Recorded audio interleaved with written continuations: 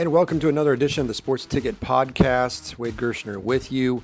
Was planning on talking some K-State men's basketball on today's podcast, but I'm old and I have work, and I'm going to go to bed before probably this K-State Arizona State game is over. So we'll talk more about K-State men's basketball in the next podcast. Plus, we'll talk K-State women's basketball as they've got a big game coming up here in the middle of the week against TCU. But on this podcast, we're going to talk Super Bowl 59, a few things that stand out to me as keys in the Chiefs-Eagles matchup as the Chiefs go for the three-peat. Also, what kind of impact has the experimental shot clock in high school basketball in the state of Kansas? What kind of impact has that been? I'll give you some observations. And, of course, no podcast is complete here at the Sports Ticket without 5 sports questions to see how sports savvy my wife is. As we all know by now, the Chiefs are chasing history. They're one win away from the first ever three-peat in the National Football League. And there's many angles that people are going to take when analyzing Super Bowl 59 in New Orleans between the Chiefs and the Eagles. Here are a couple things to keep in mind. We'll talk more about it later on this week on the Sports Ticket Podcast. But 2 things jump out to me right off the bat. One is that Jalen Hurts is a quarterback that holds onto the ball longer than most. And if he continues to do that and does that in the Super Bowl, will the Chiefs be able to get to Jalen Hurts, put pressure on Jalen Hurts, and force him into a mistake or two? That's the first thing that comes to my mind when I think about the Eagles and their offense, outside, of course, of A.J. Brown and Saquon Barkley. Those two are going to be key. We'll talk more about those later this week. The other thing that stands out to me about the matchup between the Chiefs and the Eagles is, can the Chiefs execute a game plan to take pressure off of their offensive line? And what I mean by that, and I have no doubt Andy Reid can do it. If there's anybody that can do it, it's Andy Reid. Is that I have a big concern with Caliendo at left guard. And certainly he's been serviceable, and Joe Thuney moving left tackle has probably saved the Chiefs season. And we saw what happened to Caliendo on a play where he almost got picked up and body slammed against the Bills. The Eagles' defensive line is much better than the Bills' defensive line. So that concerns me. So if you're worried about pressure, what do you have to do? The Chiefs have to manage the game, oddly enough. You know, when Alex Smith was quarterback, well, he's just a game manager.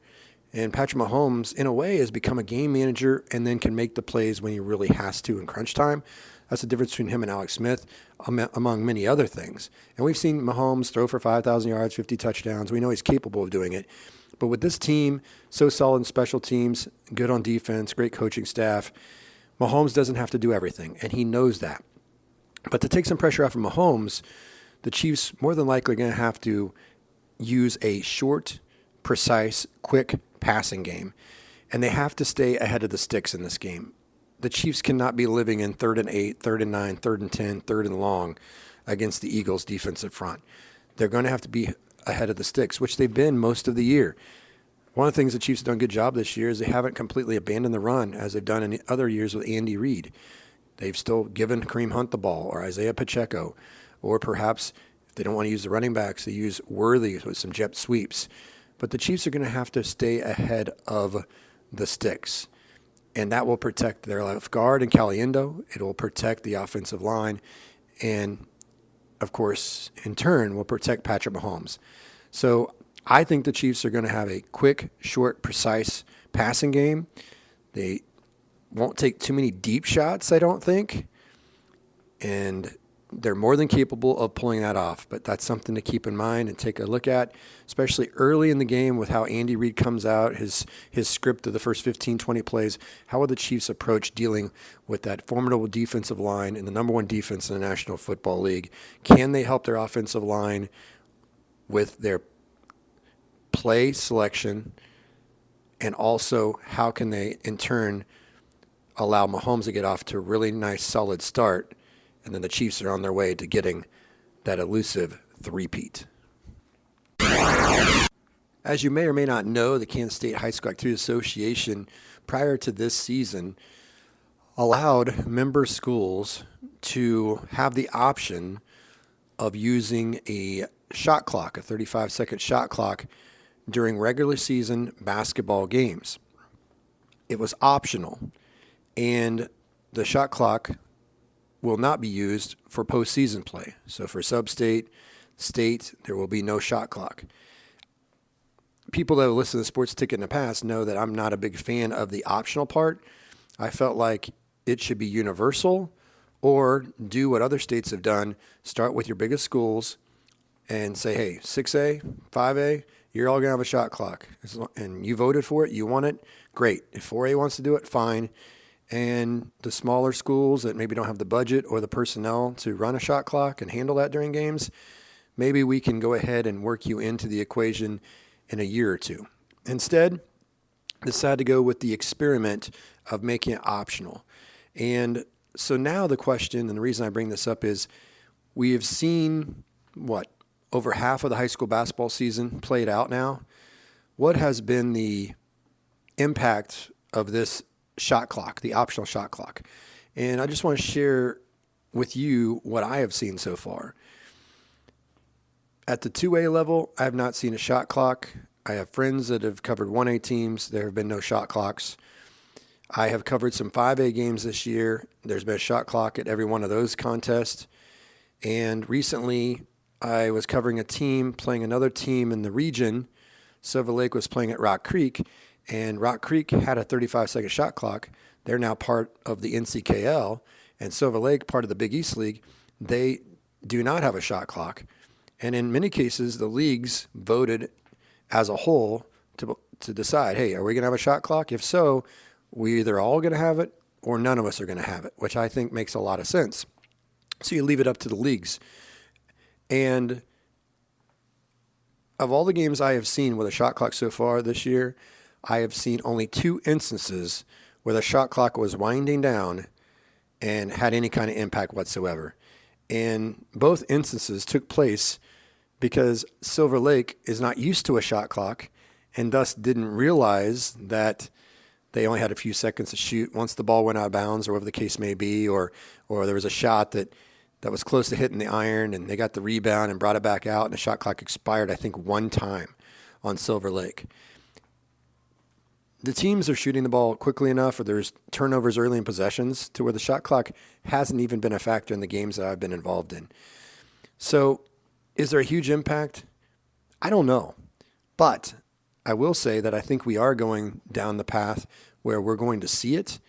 Whether it's going to be universal all the way from 6A to 1A in the near future, that I'm not sure of how soon that'll be. But I do think that you're going to see the big classes clearly want it. Perhaps we will see a situation where it's 4A through 6A, 4, 5, and 6A going to have a shot clock next year, and then it's going to be optional for 3A and below, maybe. Or perhaps it's going to be, hey, we've done the experiment and we think everybody needs a shot clock, and so every school is going to have a shot clock, whether you're a 1A small school or a big 6A school. But it'll be interesting to see what takes place next year and what the Kansas State High School Activities Association wants to do, what the member schools want to do. Because once again, based on my experience so far with the shot clock, it has had a very minimal impact, and many times you wouldn't even known there was a shot clock because teams are shooting soon enough, or they're turning the ball over early enough in the possession that the shot clock doesn't even come close to expiring. It's that time of the show once again to find out how much my wife knows about sports. The topic today is Travis Kelce, the Kelce brothers. And for extra fun, my 11-year-old is here to see if he is smarter at sports and about the Kelce brothers than my wife. So here we go. 5 questions. We start with question 1. My wife goes first. 11-year-old will go second. What college did Travis Kelce attend? Ohio State. Cincinnati. 11-year-old is correct. All right. Travis Kelce was suspended while he was at Cincinnati, his 2010 season. Why was he suspended for the entire season? To my wife. Bar fight? 11-year-old. Ooh, no. Fighting. No, no. The correct answer would be testing positive for marijuana. Even better. So, Travis Kelce has a brother. He's kind of famous as well. His name is Jason. What NFL team did Jason play for? Philadelphia Eagles. The Philadelphia Eagles. Very good, very good, very good. All right, so let's see. We got 2 out of 3 for the 11-year-old, 1 out of 3 for my wife. What position did brother Jason play for the Philadelphia Eagles? Linebacker? Center. Oh, that would be correct. 11-year-old, wise beyond his years. Yes, yes. And finally, question number 5, to prove how little my wife knows about sports and how much my 11-year-old does know about sports. What's the name of the Kelsey Brothers podcast? Oh, New Heights. New Heights. Yeah, good job. I am impressed. So the final score there, I believe 11-year-old got all of the 4 of the 5, right? And my wife ended up getting how many? 2? Was it 2? I think 2. So 40% is a failing grade. 4 out of 5 is 80%. That's a solid B on a curve. Well done. Thanks for tuning in to the Sports Ticket Podcast.